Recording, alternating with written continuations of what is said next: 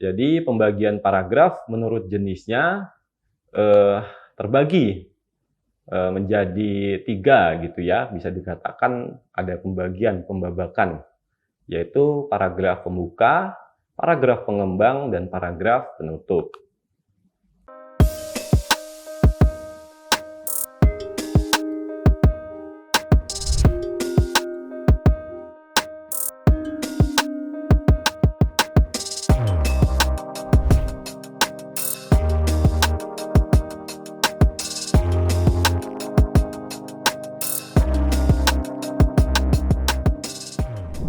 Assalamualaikum warahmatullahi wabarakatuh. Kembali lagi bersama saya, Gufronian Ars, di kanal Kuliah Teknokrat. Kali ini bersama saya kita akan membahas tentang paragraf, tentunya dalam mata kuliah Bahasa Indonesia. Yang pertama-tama, apa itu paragraf? Paragraf atau biasa kita sebut alinea, itu merupakan seperangkat kalimat yang membicarakan satu gagasan atau satu topik. Jadi, paragraf itu merupakan perpaduan kalimat-kalimat yang memperlihatkan kesatuan pikiran atau kalimat-kalimat yang berkaitan dalam membentuk gagasan atau topik. Pada intinya, kumpulan kalimat belum bisa disebut paragraf kalau tidak membicarakan satu topik yang saling terkait atau satu topik yang saling berkaitan di dalam kumpulan tersebut. Melainkan kalau yang kita sebut paragraf itu adalah kumpulan kalimat yang gagasannya satu. Nah, itu bisa disebut sebagai paragraf. Nah, ada apa saja bagian-bagian di dalam paragraf? Yang pertama, ada topik paragraf. Topik paragraf adalah pikiran utama di dalam sebuah paragraf. Semua pembicaraan di dalam paragraf itu terpusat pada pikiran utama.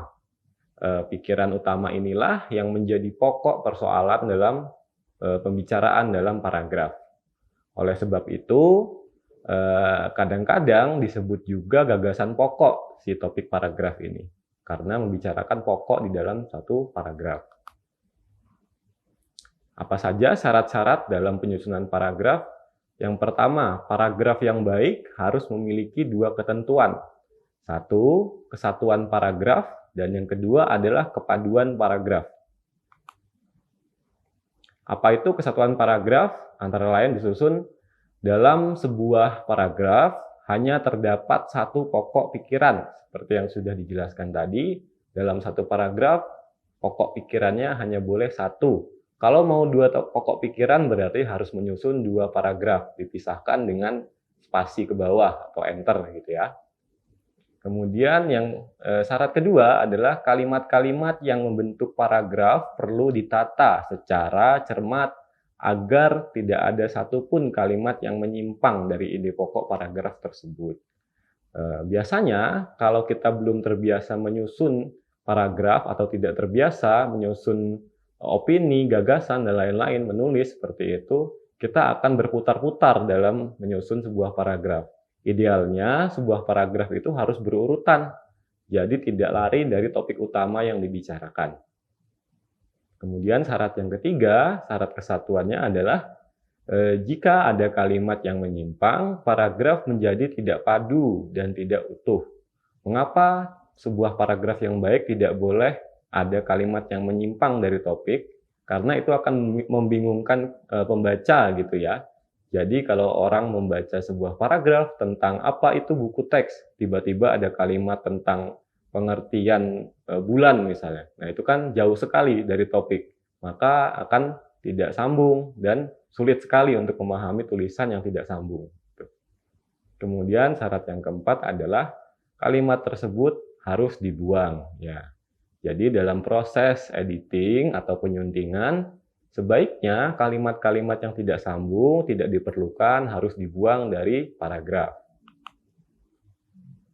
Ya, sebagai contoh, silakan Anda perhatikan contoh paragraf berikut ini. Selanjutnya, ada syarat kepaduan paragraf. Kalau tadi ada kesatuan paragraf, yang kedua adalah kepaduan paragraf. Sebuah paragraf dapat terlihat kepaduannya melalui penyusunan kalimat secara logis dan melalui ungkapan-ungkapan atau kata-kata pengait antar kalimat. Jadi ada kata-kata yang khusus memang adanya itu untuk mengaitkan satu kalimat dengan kalimat lainnya. Nanti kita akan lihat contoh kata-kata pengait itu. Yang kedua adalah urutan yang logis akan terlihat dalam susunan kalimat dalam paragraf tersebut. Jadi seperti saya katakan tadi, belum bisa dikatakan padu atau dikatakan satu kesatuan kalau kalimatnya belum disusun secara urut antar kalimat itu di dalam suatu paragraf. Yang ketiga, tidak ada kalimat-kalimat yang sumbang atau keluar dari permasalahan yang dibicarakan. Ini contoh ungkapan pengait antar kalimat yang dapat Anda gunakan, yang dapat kita gunakan dalam menyusun paragraf. Bisa juga kita sebut sebagai penghubung transisi. Yang pertama, fungsinya itu menghubungkan atau menambahkan dari gagasan kalimat awal gitu ya. Apa saja ungkapan yang bisa kita pakai? Misalnya ada kata-kata lebih lagi atau selanjutnya, tambah pula, di samping itu, lalu berikutnya, demikian pula, begitu juga, lagi pula. Jadi selain ini masih banyak sekali ungkapan-ungkapan yang bisa digunakan, tetapi ini hanya contoh agar kita semakin kaya dalam menggunakan kosakata. Jadi tidak monoton dalam menggunakan istilah-istilah penghubung antar kalimat. Yang kedua, ada penghubung yang fungsinya untuk mempertentangkan. Isinya adalah pertentangan antara gagasan awal dengan gagasan setelahnya. Misalnya ada ungkapan akan tetapi, namun, bagaimanapun, walaupun, demikian, sebaliknya, meskipun begitu, lain halnya, dan seterusnya. Yang ketiga, ada yang hubungannya itu berupa perbandingan. Jadi fungsinya untuk membandingkan gagasan yang awal dengan gagasan yang setelahnya. Gitu. Ungkapannya apa? Misalnya, sama dengan itu, dalam hal yang demikian, sehubungan dengan itu, dan seterusnya. Yang keempat, ada yang fungsinya itu sebagai sebab akibat gitu ya. Jadi sebabnya adalah kalimat yang awal, akibatnya dijelaskan pada kalimat setelahnya gitu. Contoh ungkapannya adalah oleh sebab itu, jadi, akibatnya, oleh karena itu, maka, dan seterusnya. Jadi yang nomor 4 ini untuk menyatakan akibat dari sebab yang sudah dijelaskan sebelumnya. Yang keempat, ada penghubung yang fungsinya itu untuk menyatakan tujuan. Misalnya, untuk itu, atau untuk maksud itu, titik-titik-titik, dan seterusnya. Jadi itu ungkapan-ungkapan penghubung yang bisa dijadikan alternatif sesuai dengan kebutuhan yang kita perlukan di dalam menyusun sebuah paragraf. Yang keenam ada lagi fungsinya untuk menyatakan singkatan atau mempersingkat suatu gagasan. Tidak perlu dijelaskan panjang lebar, kita ingin mempersingkat cerita, langsung saja gunakan ungkapan, misalnya singkatnya, titik-titik-titik, atau pendeknya, atau akhirnya, atau pada umumnya, atau dengan kata lain, atau sebagai simpulan, dan seterusnya. Gitu ya. Yang ketujuh, ada hubungan waktu, jadi menyatakan hubungan waktu antar paragraf itu. Misalnya, sementara itu, segera setelah itu, beberapa saat kemudian, misalnya seperti itu, dan seterusnya.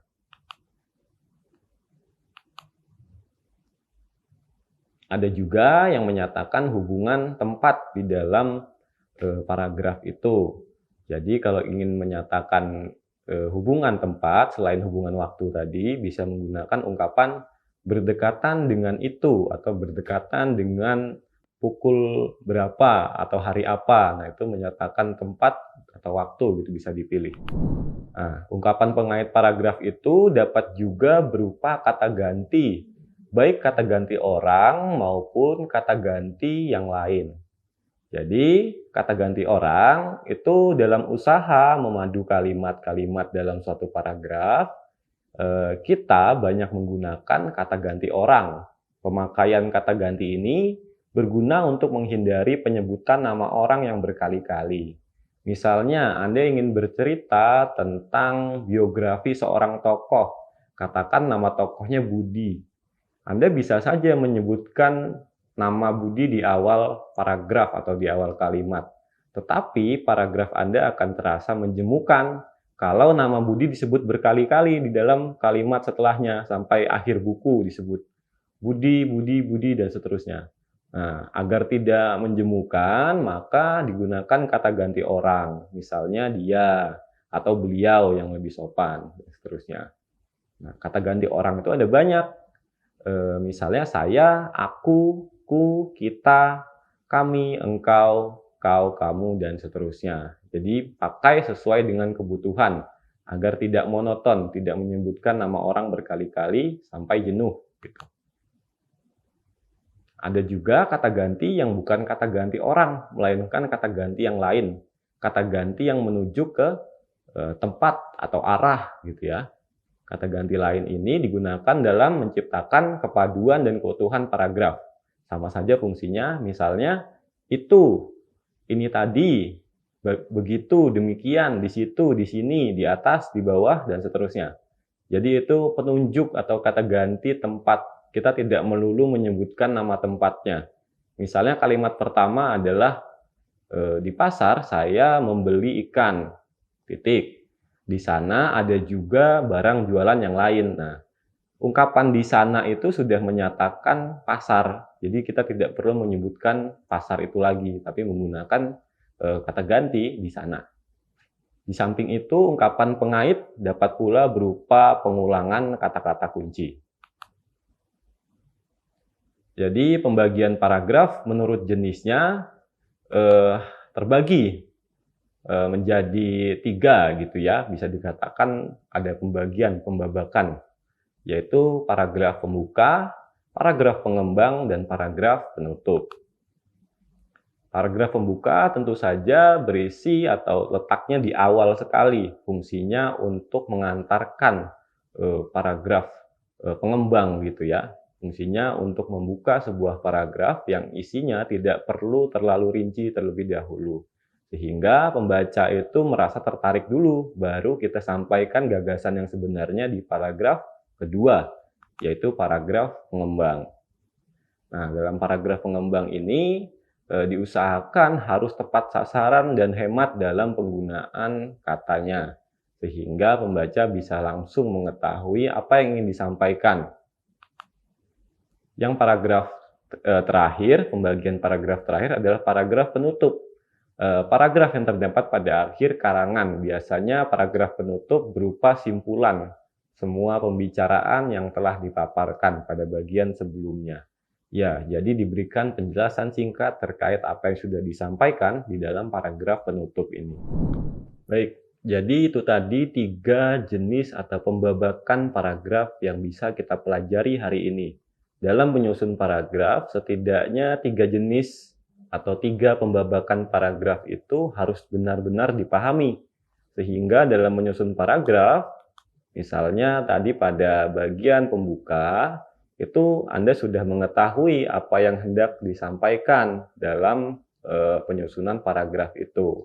Apapun jenis teksnya, setidaknya Anda memahami bahwa penyusunan paragraf itu tidak sembarangan. Tidak asal kata ditambah kata atau kalimat ditambah kalimat, tetapi gagasannya acak-acakan. Nah, itu belum bisa disebut paragraf. Tetapi yang disebut paragraf adalah ketika Anda menyusun kalimat per kalimat itu sesuai dengan satu gagasan atau satu topik tertentu. Itu tadi yang bisa disampaikan dari penyusunan paragraf. Tentu saja harus memperhatikan gagasan apa yang hendak disampaikan. Bukan hanya secara struktur, tetapi juga maknanya harus memiliki manfaat bagi pembaca. Itu ya. Baik, kemudian untuk syarat-syarat paragraf tentang kesatuan dan kepaduan itu harus benar-benar bisa diperhatikan. Tentu saja dalam menyusun paragraf, unsur kesatuan itu harus memiliki gagasan atau harus menentukan unsur-unsur yang bisa dilakukan di dalam paragraf itu. Seperti kalimat yang disusun tidak boleh lari dari topik. Kemudian unsur-unsur transisinya harus tepat. Kalau ingin membandingkan, gunakan kata transisi yang untuk membandingkan. Kalau tidak ingin membandingkan, tetapi misalnya mempertentangkan, itu gunakan ungkapan transisi untuk mempertentangkan. Untuk itu akan tercipta sebuah paragraf yang memiliki satu kesatuan yang baik, gitu ya. Sehingga nanti ketika Anda menyusun paragraf dimanapun itu, misalnya di karangan ilmiah ataupun karangan populer, tidak lari kemana-mana sebuah paragrafnya, tidak keluar dari topik yang ingin Anda sampaikan. Apa yang Anda pikirkan bisa sama persis seperti apa yang Anda tulis dalam sebuah paragraf. Saya kira itu yang bisa saya sampaikan. Semoga ada manfaat dari video kita kali ini. Saya akhiri. Wassalamualaikum warahmatullahi wabarakatuh.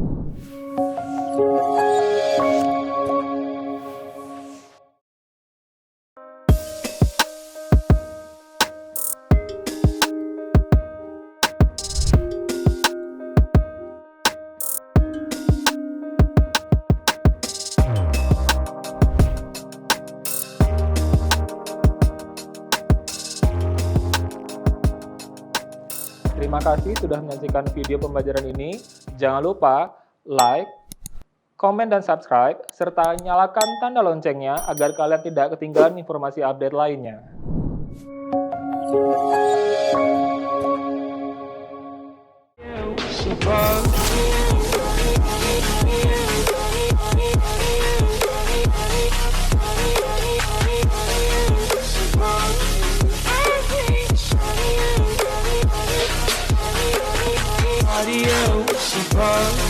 I hate